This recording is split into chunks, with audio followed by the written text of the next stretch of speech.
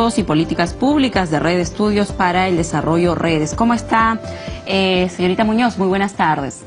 ¿Cómo está? Muy buenas tardes a ti y a todos los televidentes del programa.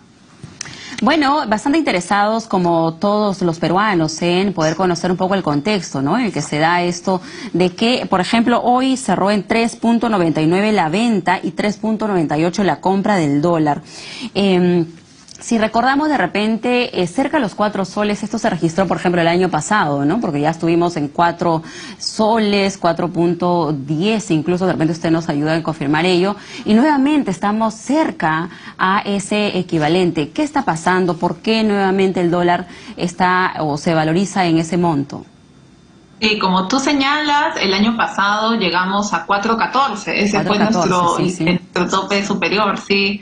Y es bien diferente el alza del dólar del año pasado con la de este año. La del año pasado se debió a motivos básicamente internos del país.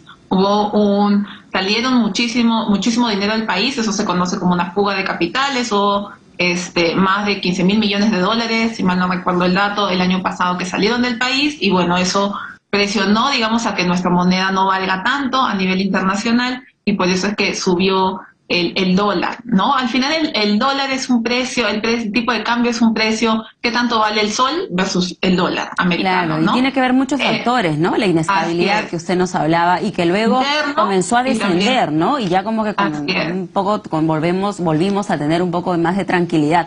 Sin embargo, ahora de escuchar estas noticias, 3.99, 4 soles, pues sí preocupa. Ahora, ¿a qué se debería esta alza?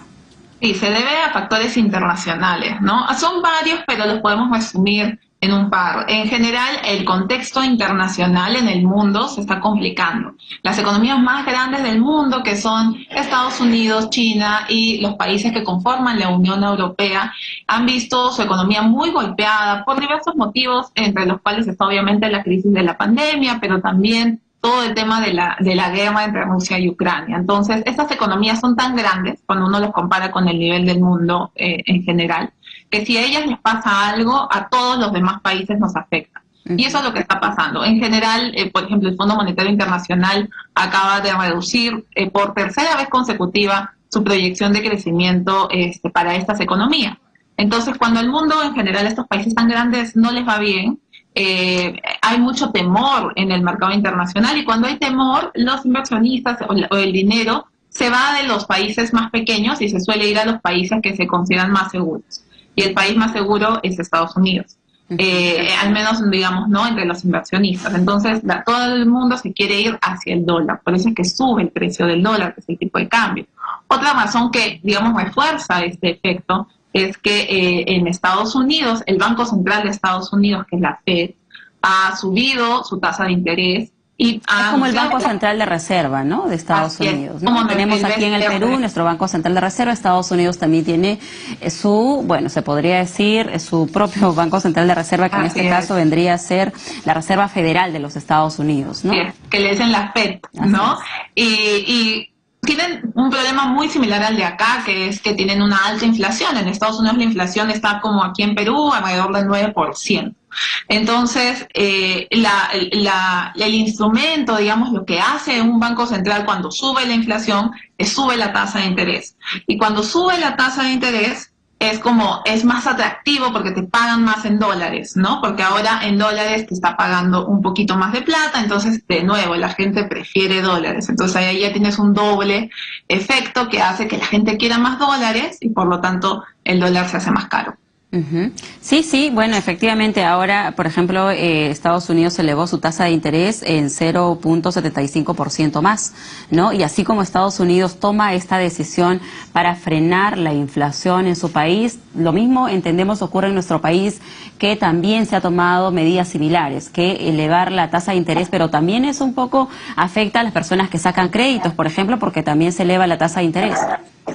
Sí, ahí esa es una especie de acto de balanceo. Un banco central, su misión principal es controlar precios.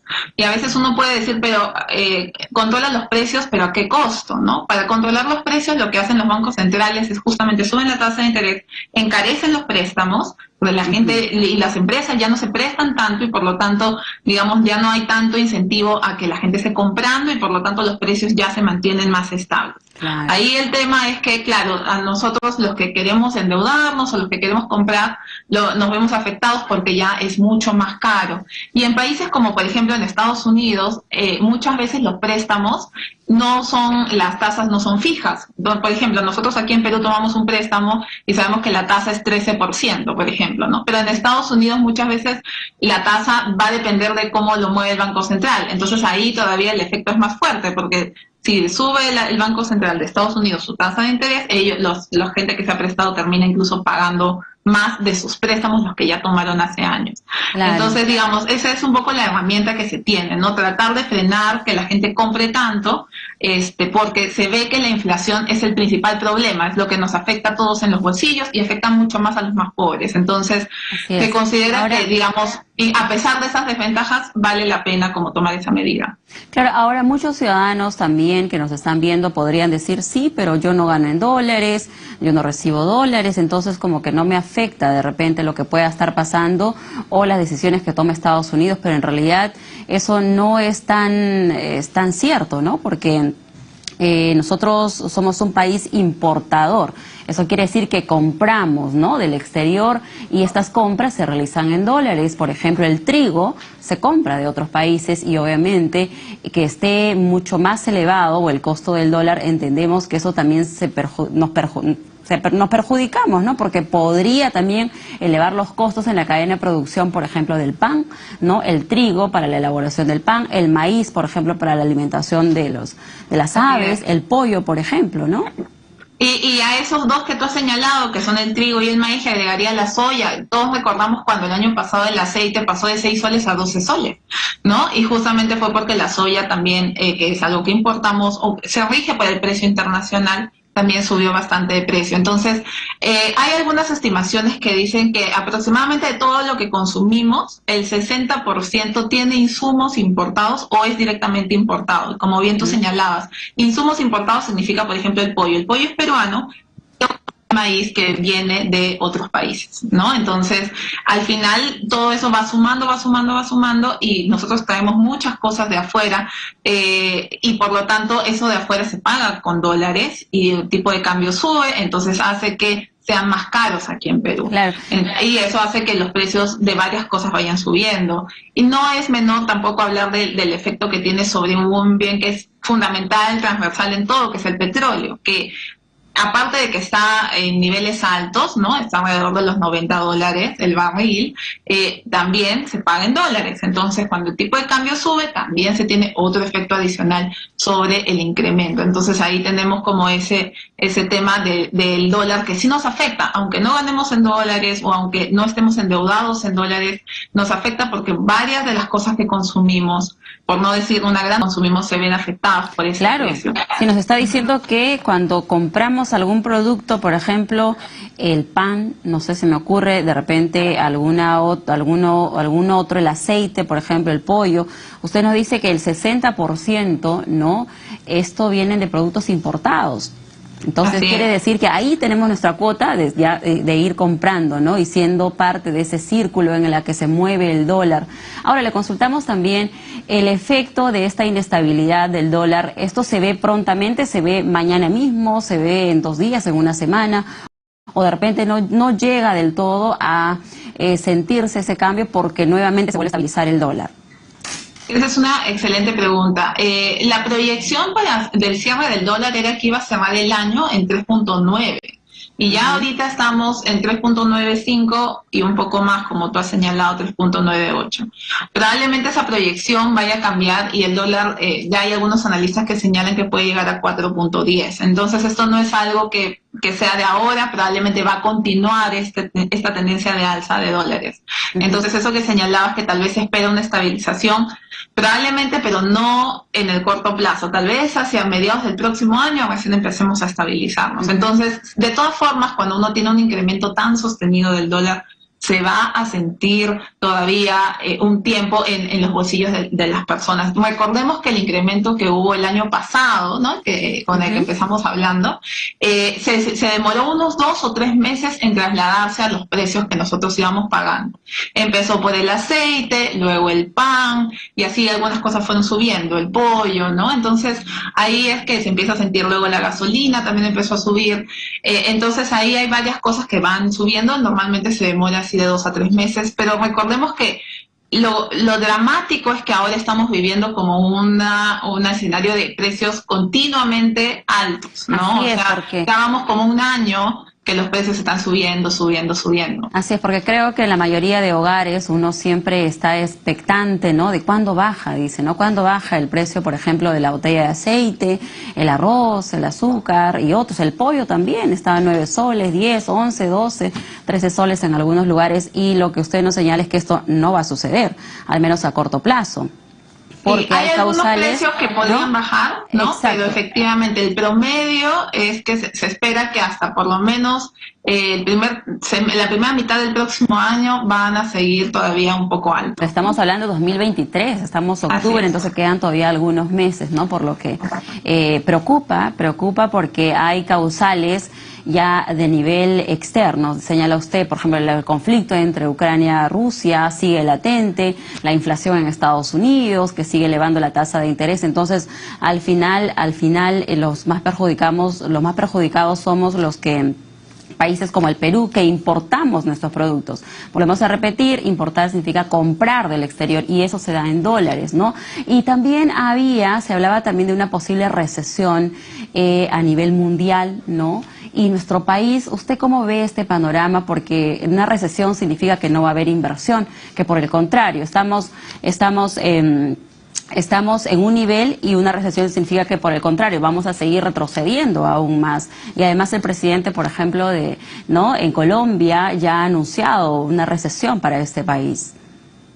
Sí, yo creo que es bien importante la especificidad del término que tú estás usando, porque muchos de los televidentes probablemente que nos escuchan piensan, nosotros ya estamos en recesión, porque la palabra recesión la vinculamos a que no nos vaya tan bien, pero una recesión en economía es más allá de eso. Una recesión es que uno está retrocediendo, como muy bien has dicho tú, o sea, no solamente no me va bien, sino estoy empeorando, ¿sí? Y eso no es lo que está pasando en la economía peruana en este momento. No, porque tenemos una inversión, una estimación de crecimiento, estamos en 2 y tantos, ¿no? 2%, 3% es la estimación de crecimiento, al menos para el final del año. Entre 2.5 y 3, exacto. Exacto, entonces, ya que estemos en 2.5 y 3% de crecimiento, quiere decir que todavía no llegamos a 0, entonces todavía estamos bien. Es bajo, pero todavía es positivo, no estamos creciendo todavía. Pero entonces lo que el Fondo Monetario ha dicho para el mundo es que sí hay posibilidad de recesión en algunas zonas, pero para América Latina, por ejemplo, en general, para la mayoría de países,